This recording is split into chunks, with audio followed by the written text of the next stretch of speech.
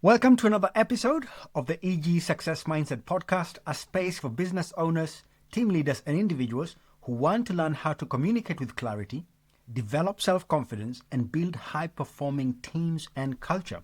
Together, we explore the C.O.D.E personality types and the C3 leadership frameworks. If you are ready to uncover your potential, optimize your performance, and multiply your productivity, you are in the right place. I am your host, Ernest Kikuma, and thank you for joining me today.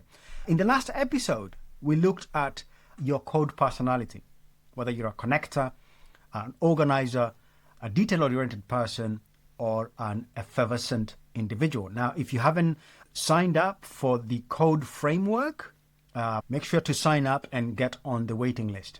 We also spoke about your mindset, which is your software. If your code is your hardware, then your software is your mindset. That's where you can change your beliefs, start changing your behavior, and adapt yourself towards the kind of person you want to become. Also, the C3 leadership model: communication, confidence, and culture. Today, I'm going to be diving more into confidence. To understand confidence, it's vitally important you get to know yourself a bit more from a C.O.D.E framework so you can understand how you respond to stresses, why you get stressed the way you get stressed, and also how and why you communicate the way you do. Now, confidence is not just a fake it till you make it kind of thing. Okay, I remember many years ago, before I was introduced to the C.O.D.E framework, someone used to tell me fake it till you make it. I used to be in financial services sales.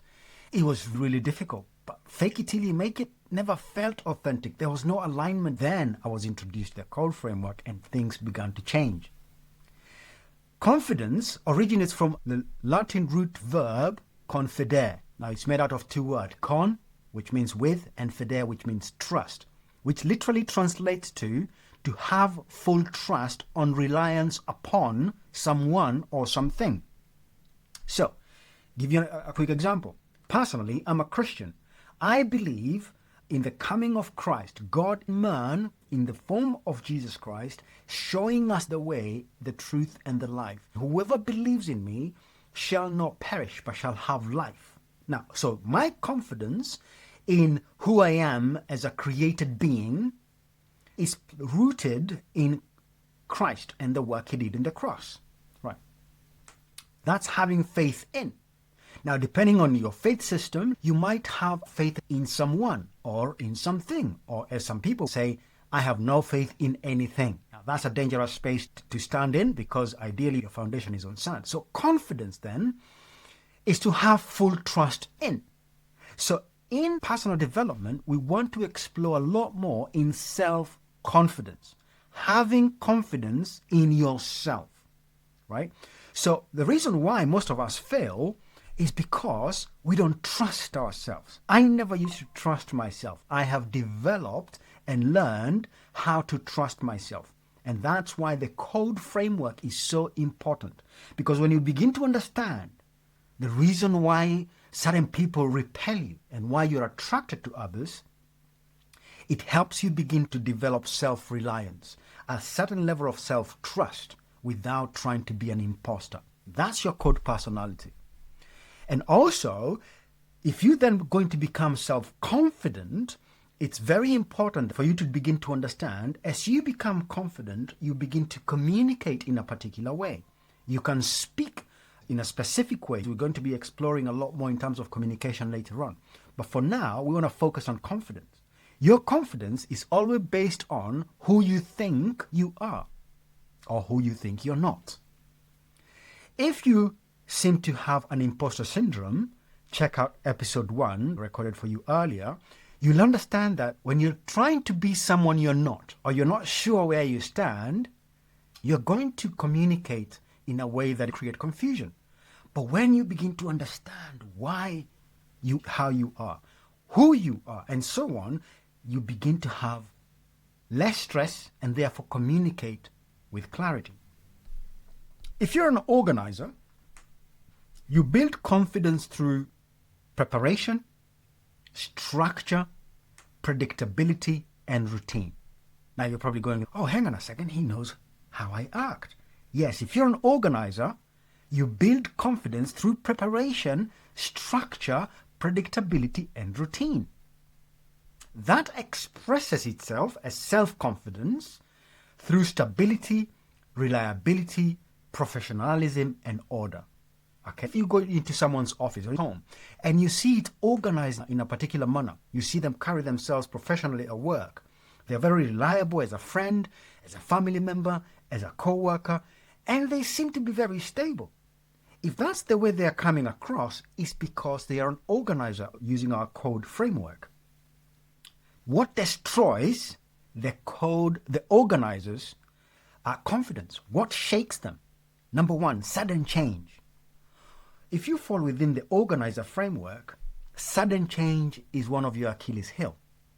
Unclear expectations. If your boss just gives random expectations, you become confused, you become frustrated.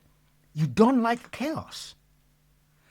Being rushed challenges your confidence. Poor communication does not go alongside an organized person or an O in personality, and lack of structure. As an organizer, you build confidence through preparation, structure, predictability, and routine. And you can kind of see where that leads. And this is someone who doesn't struggle with preparation. They don't struggle with structure. They don't struggle with predictability or routine. Because in their self-expression, they are very stable. They are reliable. They are professional. And they are very orderly and meticulous. So if you're a leader and you don't communicate with them properly, or your communication is poor, you're going to lose them. They are going to lose confidence in you. They're going to get stressed out. Okay? What about if you are a detail-oriented individual?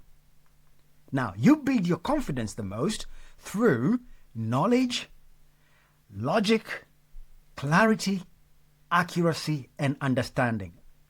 That's the place where you build your confidence. So if you find yourself desiring to know a lot more, having a lot more logical processes in your mind, and you like to really get understanding and clarity of why things the way they work, wanting to really get into the nitty-gritty, the T element, the technical side of things, then you're a detail-oriented person. It's very likely that you'll be very precise, you'll have a logical manner of explaining things, calm decision-making, and intellectual authority. Those are high-value stakes. If you're allowed to develop your detail-oriented personality, you become very precise, very logical, you're a calm decision-maker, and have intellectual authority because you like to go deep. What about the other side? If you are exposed to emotional pressure, illogical decisions, vague instructions, chaos, criticism for errors, you lose your confidence. You feel frustrated. So if you find at your workplace that you're a detail-oriented individual and you're feeling under emotional pressure, could it be because maybe the information that was passed to you was not good enough? It wasn't precise. There was no time for you to create a certain level of intellectual authority, and therefore you feel shaken. Right. An effervescent individual, these are action-oriented individuals. This is how they build confidence. Action, momentum, recognition, freedom, winning. They just want to keep going, get results, get better results, get bigger results. How do they express their confidence? Energy, charisma, boldness, quick decision-making, even though they are wrong. Remember, we said the organizer is stable, reliable, and professional. The detail-oriented person, precision, logic, and intellectual authority. The effervescent individual builds their confidence through energy, charisma, boldness, and quick decisions. Now, you can already begin to see who in your workplace or at home or in your community, in your classroom, people you went to school with, you can begin to see, oh, that's why that guy behaved like that, or that's why my lady over there behaves in the way she behaves. Now, an effervescent individual, they dislike, if you want to destroy them, if you want to really challenge them, micromanagement. They hate micromanagement. They hate slow progress. Boredom destroys them. Feeling ignored. Okay, an effervescent person hates to be ignored. They'll be in your face all the time. Restrictive rules, they enjoy their freedom. And public embarrassment. There's nothing destroys an effervescent person than public embarrassment. So well-run businesses, no matter how small, it's important for you to understand out of this spectrum of four, where do you stand, which part is your team, and how do you build a high-performance team. The final one is the connector. How does a connector build confidence? They love appreciation. They love belonging. Meaningful relationships is the way they communicate, and they love to have a purpose. Right, so a connector is a people person, okay? An effervescent individual is the action person. A detail-oriented person is your technical assistant, and your organizer is your structured individual. So for a connector, they build strength. Or if you want to build confidence with them or for them, you want to give them a space that there is warmth. You want to show them there is empathy in your organization. You want to show them that you want to inspire them, and they enjoy storytelling. So they'll tell you stories over and over again. Probably by now you're maybe sitting thinking, if a connector is exposed to an environment that has harsh criticism, a lot of disconnection, lack of appreciation, feeling unappreciated, if the environment has a lot of conflict and it's cold and has less or low emotion, it destabilizes their confidence. Now, it's interesting to learn that in most cases, even large communities seemingly organize themselves in these structures. So if you look at Germany, for example, where do you think a country like Germany would fall in? It's very well known for its engineering mindset, the way they like things ordered. So most people will grow, even though they will have one of these four code types, they will lean more towards order and organization, detail orientation. In the US, on the other hand, we have big movie stars. We have big spots, big politicians. They talk big things. Very effervescent individuals, right? So you'll see they're very showy. What about if we go to the other side of the planet, to India? We see a lot of people persons. But when a lot of people persons are introduced to the idea that they can become detail-oriented, they are now easily trained to become excellent at IT. So it's only in India where you have persons who are also very detail-oriented. In most of the country, detail-oriented people are shy away from individuals. They don't really like the idea of being too much into people's spaces. So you have your code personality type.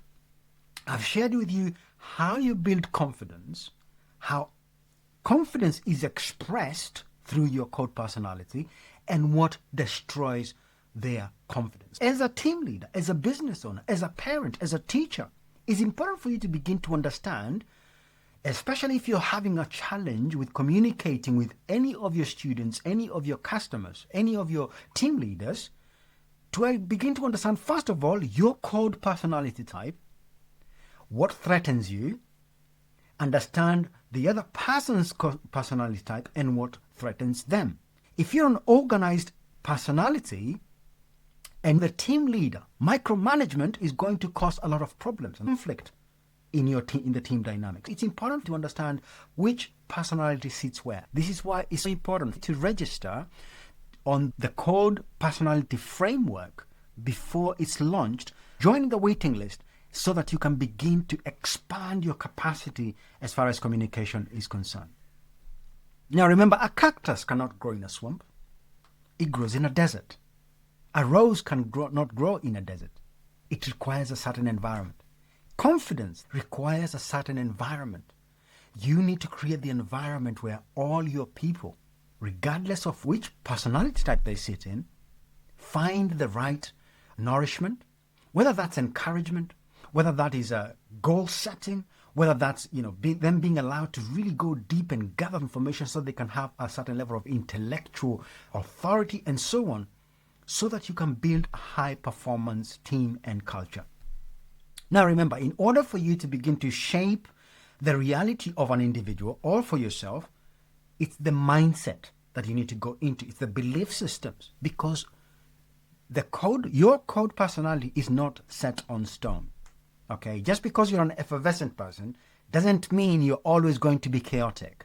It doesn't mean that you cannot get detail oriented. Your code personality type sits at the top. The others will have less influence over your behavior, but it doesn't mean you cannot strengthen them. So you want to understand who you are, what's your makeup, and then you also want to understand your downsides. We'll be going a little more into the opposites of the personalities. So in the mindsets then, regardless of where you sit in the scale, you also want to begin shifting those limiting beliefs. Maybe you're an effervescent person, but your home was not really accommodating of your personality. You were suppressed and started believing that you're not good enough. You can begin changing that by exploring your personality. Cultural expectations can also destroy your confidence and make you feel small. The environment is always above genetics. With your C3 confidence training, you can begin to see that as you become more aware of yourself and your makeup, you begin to shift your beliefs. As your beliefs begin to shift, you can now set goals and focus to be a better person. Through persistent action, you are absolutely guaranteed to get better results and grow to be the person you've always envisioned. Remember, your code, even though it's your foundation, it's what you've inherited, it's not set on stone. Your mindset, that's where you begin to shift your belief systems. And then effectively, your communication, your confidence, and eventually your influence in the culture that you live in. So remember, confidence is not noise. It's not volume. It's not bravado, as it were. But confidence is alignment. When you begin to trust in yourself, when you begin to trust in your capacity. Now, it doesn't mean you know everything. You know something about yourself, something you didn't know yesterday. All of us are always discovering something about ourselves. Remember, you and I are created in the image and the likeness of God. Trying to understand God is like trying to understand every single human being who've ever walked the face of the planet.